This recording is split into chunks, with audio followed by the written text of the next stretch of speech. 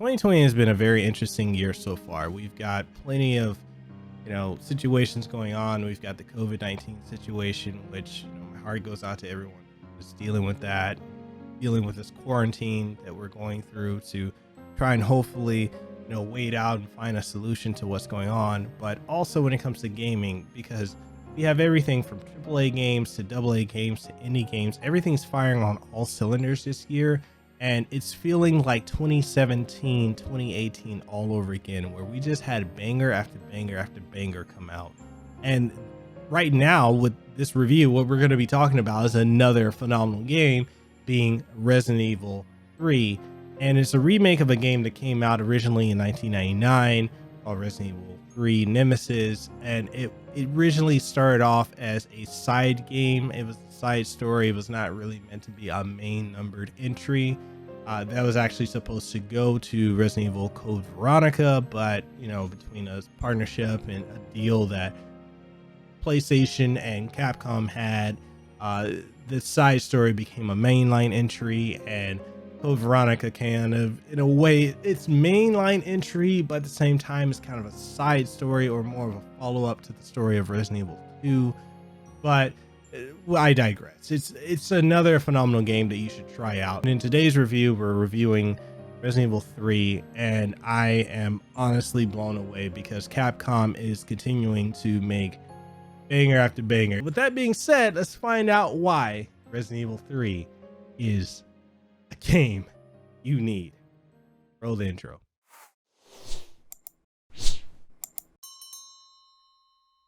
Resident Evil has had a significant resurgence since the release of Resident Evil 7 Biohazard in 2017, which was both critically acclaimed, bringing the series back to its survival horror roots after the Michael Bay-infused styled explosions and over-the-top action that was Resident Evil 6, which I personally love, but I hate Ada's campaign with a passion, a very passionate passion. And the subsequent remake from the ground up of Resident Evil 2, which gave a more realistic and gritty feel and did a superb job of making you feel the survival horror reimagined, but it stumbled in a few areas, with the knife being breakable and with how it removed the scenarios of the original and making Mr. X, who originally only appeared in the B scenario, appear in both regardless of who you play as first. While that was terrifying, it also made the two campaigns not feel that much different from one another, other than the fact of, who you run into in certain areas. And now, with the second remake of a classic entry in the Resident Evil series, the remake of Resident Evil 3 Nemesis, the question here stands is, does this modern remake of a timeless classic live up to the high bar that Capcom have set with the last two major entries, especially last year's Resident Evil 2, or does it fail to live up to the hype and expectations of the fans and falls flat on its face? Let's find out. Now, the story of Resident Evil 3 happens both before, during, and after Resident Evil 2. It focuses on returning Resident Evil 1 hero Jill Valentine trying to escape the madness that is the Raccoon City incident of 1998's viral outbreak. The game kicks off by explaining not only the spread of the virus that Umbrella was working on, but also how severe it was, which led to the CDC forcing Raccoon City to be put on a quarantine lockdown, which is striking given our current global pandemic and quarantine lockdown of the coronavirus, better known as COVID-19. Jill is eventually chased relentlessly by a tyrant variant behemoth known as Nemesis, as he stalks her all over Raccoon City. And while there are many changes in the story from the original, which are completely retcons of the established events, and some things entirely removed, regardless, the story is worth the playthrough. And to avoid spoilers, this is where I'm going to leave the story. Now, as far as the gameplay, Resident Evil 3 is basically the same as last year's Resident Evil 2 remake, with some key changes that are worth talking about. And that's the fact that you no longer have a breakable knife like you did in Resident Evil 2, which is a design choice I'm grateful for because I never understood why they decided to implement that into last year's entry. You also have the ability to dodge incoming attacks, which is a feature that was originally introduced in this entry back in its initial 1999 release, which is a welcome return ability that I would have loved to have had in Resident Evil 2, as it's definitely a needed ability in this game, as you will encounter a significant amount more of enemies in this entry than you ever would have in Resident Evil 2, as the environments feel like a war zone at times, clearly aimed at you having to focus more on fighting back than trying to flee to survive, which it does exceptionally well at executing to separate it from the previous entry. Now let's talk about Nemesis. Nemesis is both terrifying beyond his original incarnation and also, well, scripted and predictable. Now, scripted and predictable doesn't at all mean bad. It just means that you get to a point where you know when and where he will appear, as early in the game when Nemesis appears, it always feels incredibly dynamic and fear-inducing. However, you're a bit better to evade him and his merciless attacks, as well as improved camera controls to deal with it. Nemesis encounters in the original game played out at times, giving you options that led to different outcomes, and on top of that, you never knew when or where he would show up, and when he did show up, you were quick to get out of there. In the remake, when he shows up, it still has that air of dread, but it at the same time, you get to this point where you can practically predict when and where he will show up, which is harder to explain and contextualize, but it's definitely something that you will come to understand as you play the game yourself. Now, you may be asking if beyond the Resident Evil 3 demo that was released, is Nemesis as scary or more terrifying than he was there in the full game? And honestly, in my opinion, I would say yes. Yes, he is. Very much so. When you encountered Mr. X in Resident Evil 2 Remake, it was a scary experience, but at the end of the day became more of an annoyance, as he could easily be evaded or stunned if you just shot him in the head enough times to drop him, or went to rooms that he couldn't enter because of how slow he was, leading him to ultimately become more of a nuisance than scary or threatening. Nemesis, on the other hand, is downright scary. He will not only run after you, but will also have access to both a rocket launcher from the original release, as well as a flamethrower and more, with the tentacle projectile to grab you and the new ability to further mutate the zombies that are around him, making him a much larger threat than the original. The game still has its puzzles akin to the original, but given the more action-oriented gameplay, it moves itself away from being as puzzle-centric as the previous entries and overall the series as a whole. And that's a good thing, because if you think about it, in the context of the story of Resident Evil 3, your whole thing is to escape. It's not really trying to survive the horror like it was in Resident Evil 2. You're trying to escape. Although, well, in a sense, you could say that the Resident Evil 2 story had you trying to escape as well, but the emphasis is very heavy in Resident Evil 3. While I won't mention too much here about the puzzles and other things regarding that, do keep in mind that the game does have its roots still in the puzzles that challenge your mind to think outside the box. The game does have a difficulty sliding metric where if you continue to die repeatedly, it will offer you the ability to adjust the difficulty level lower, which I think personally is a good thing, as it won't lock you into a difficulty that you can't overcome. Now let's talk about the graphics. Graphically, the game looks beautiful. It's like, honestly, everything with the exception of Jill Lundgren, as I personally don't like her look in this game, and with all her Dolph Lundgren design. This is a personal thing for me. I personally don't like the way she looks in this game compared to others. But with that being said, everything looks incredibly amazing. It all animates with such life and energy, and the motion capture is just phenomenal.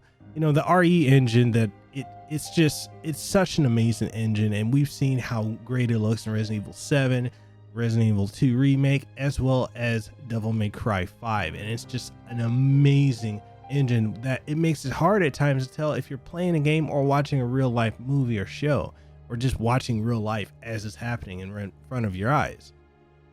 And if you're playing this on PC with maxed out settings, good God, this game looks gorgeous. The detail in Jill and Carlos, the Umbrella Mercs, and Nemesis all look fantastic, from the skin designs to the facial animations to the clothing, all the way down to the details in the hair. It all looks superbly well done, and honestly, when I saw the detail in Carlos's hair, I was in disbelief. And yes, I know this may seem silly to talk about the details in hair and facial animation, facial hair, and all that jazz, but honestly, nonetheless, the detail is there and I'm here to talk about it. It looks fantastic. Jill's character has been redesigned, and as I said earlier, I am not at all happy about that. Even though her current outfit is functional, it just isn't as iconic as her classic tube top blue outfit, which you can unlock in the game, but it's just not the same.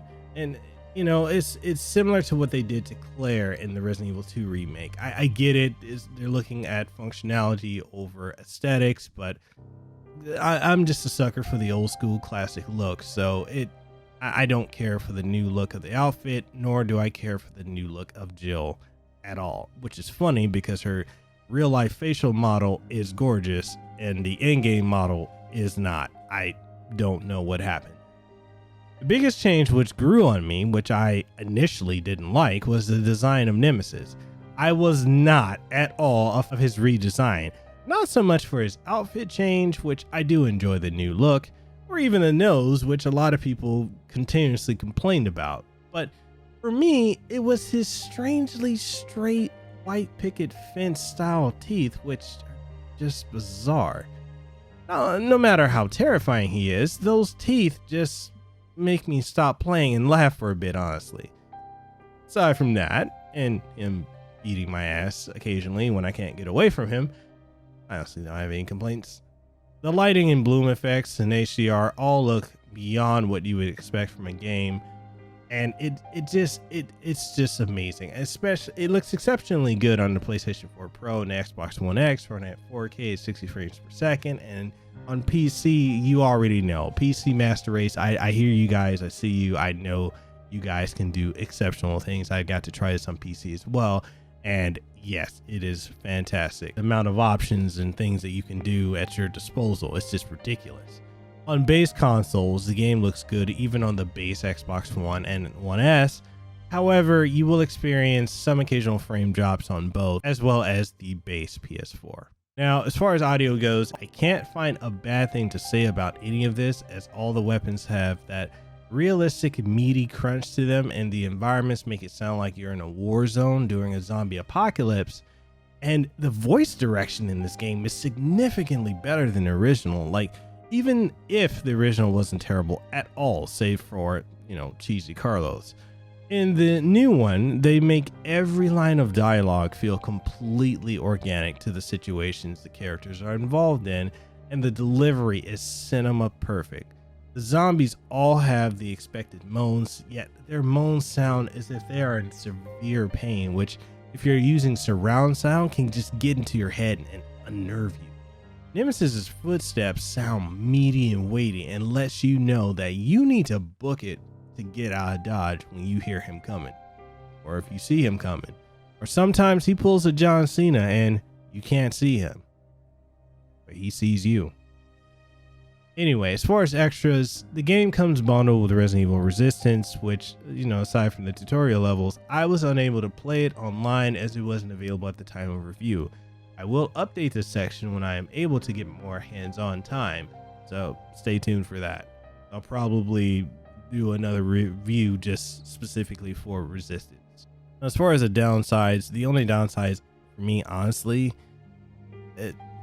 well, I mean, just be honest, I honestly can't think of any, as to me, there's no real problems with this game, barring Nemesis teeth, but overall, none. Now, this is going to be a new segment of my review, something that is completely different that I haven't done before, and I think you guys may get something out of it. And this is going to be a complete hot take, and this one's going to be extra spicy because it's something that I keep seeing as not only as a YouTuber and a content creator, but as a journalist as well. And it's a string of complaints from journalists and YouTube reviewers, especially in reference to this game. They're all parroting the same talking points and bashing the game for its length and story, which it makes me feel like I've stepped into a time warp, or, you know, some type of time slip to go back to 1999 when journalists back then did the same thing with the original release. And I'll say this, Resident Evil 3 will always be in the shadows of Resident Evil 2, no matter what. However, that does not make this a bad game or a bad thing. The game gives us everything we wanted in Resident Evil 2 Remake, as well as what we wanted in this remake. And per usual, when you give people what they want, you get these professionals that whine about it. In my time as a reviewer, I've always wondered why journalists and reviewers all have the same talking points, and the reviews of this game are showing that to be a real issue, not only in gaming journalism, but also journalism as a whole. Even with this review, I urge you to all try this and other games for yourself, as you may or may not like something, but ultimately the choice is yours, as it's your money and your decision in the end. So think for yourself. And with that being said, that's the end of this hot take. Now let's go into the wrap up. 2020 has been the release of the superb Dragon Ball Z Kakarot, Doom Eternal, Neo 2. Now it's got a 4th Game of the Year contender and a remake of a game that came out during the console generation transition of the new millennium. And it has a story that still stands the test of time and continues to impress every time I pick up the controller. From the sound, the graphics, gameplay, and more, Resident Evil 3 is a certified must-own and a true showcase of how not only amazing Capcom is, but a showcase of the reality that Capcom is back with its simply amazing pedigree of titles that keep amazing one after another. It's just, they can't be stopped at this point. If you buy one game this year, make sure it's Resident Evil 3, as it's a game you need. With that being said, that wraps up the review for Resident Evil 3, and it's just an amazing game. I'm really blown away at how Capcom was able to take the foundation of Resident Evil 2 remake and put on Resident Evil 3 on top of it, add different mechanics to it, change up things, shorten things, add to other areas. But basically, it's a streamlined version of a game that's just, I just think it's phenomenal. I think you need this game, and it's just, the funny thing is there's a lot of detractors for this game. I've noticed as this review, the embargo lifted, there's a lot of people that have just bashed Resident Evil 3. And the funny thing is, if you step into the DeLorean and we go back to 1999, reviewers were all saying the same talking points that they have now is the same talking points they had back then. And as I said in the review, Resident Evil 3 will always live in the shadow of Resident Evil 2, given its developmental origins. But with that being said, at the end of the day, I enjoyed the game. I really didn't find any faults with it, and I hope you enjoy the game yourself. I hope if this video helped you on maybe making a decision to purchase it, then I hope you enjoy it if you get it. If it swayed you from not getting it, then hey, it is what it is. The biggest thing I want for you guys as viewers of my channel, my content, enjoyers of it, is to critically think. And when I say critically think, I'm also saying think for yourself, because I know, in this day and age of everything's bombarding us constantly, and you got people saying, buy this, buy that, don't buy this, don't buy that, don't support them, don't do this, don't do that. And at the end of the day, you're an individual. It's your money, it's your choice. Think for yourself. And if this is a game you want, pick it up. Don't listen to me. Don't listen to other reviewers. Play the games yourself. In my time, when I was growing up, that's what we used to do. We had our reviews, but we still picked up games and tried them ourselves. But in this current era, it seems like people don't do that. So I'm encouraging you, the audience, to go and pick up and try out games again, because you might find something you really enjoy. But with that being said, I'm Mekel Kasanova, host of the #1 podcast in the state of Hawaii, the Kasanova Podcast. I do stream every Monday, Wednesday, Friday, and occasionally Saturday, Sunday. I'm streaming the Resident Evil series in its entirety. So if you want to check out where we are with that, come check us out on those days. And we got an amazing Discord group. Check them out. Links in the description. And yeah, what do you guys think? Do you have Resident Evil 3? Are you picking it up? Did you decide not to get it? Does Jill's redesign bother you as much as it does me? Even more so than Nemesis' teeth? Whatever you think, whatever you have to say, however you feel, whichever way you sway, let's get the conversation going down in the description below. If you liked the video, give it a thumbs up. If you didn't, give it a thumbs down. Either way, it's engagement, and I just want to know your honest thoughts and opinions. And yeah, deuces wild, too sweet. Be the elite. Subscribe if you haven't already, and if you want to, for more amazing content, stay tuned. And check out MikelCasanova.com. That being said, Mekel Casanova, signing out. I hope you guys have a great one. Mahalo and aloha. Hey, you made it to the end of the video. Congratulations. And since you made it here, why don't you go ahead and hit that subscribe button. Like the video if you enjoyed it. And you can always check out MikelCasanova.com. If you want to support the content, we've got Patreon, as well as channel memberships and super chats. And with that being said, this is Mekel Casanova. I enjoy you guys. I hope you have a great one. Mahalo and see you next time.